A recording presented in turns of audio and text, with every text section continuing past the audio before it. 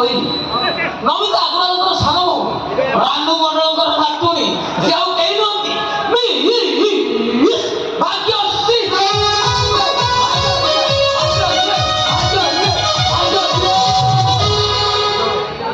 ଭାଗ୍ୟଶ୍ରୀ କି ରାତିରେ ତଣ୍ଟି ଫାଟିଲାଣି ଭାଗ୍ୟଶ୍ରୀ ତ ଷ୍ଟେଜ ଉପରକୁ ଆସୁନାହିଁ। ये साला नुबड़ा बांधा बड़ा तो कहीं देखा जाओगे क्या टोकी नहीं पड़ेगा जल्दी आइए मिस भाग्यश्री आपको देखने के लिए आपका गाना सुनने के लिए लोग यहाँ बेसब्री से इंतजार किए हैं। आई जल्दी भाग्यश्री बुला बोल कहीं सबर करो मेरे प्यारे संगीत प्रेमियों भाग्यश्री आएगी लेकिन उससे पहले मैं कुमार बाहुबली आप लोगों को एक गाना सुनाना चाहता हूँ। चल तो गाना बोल कर गाना सुनेगा गाना हमें तो गाना सुने बसी अब महुल भी टोकी क्यों गई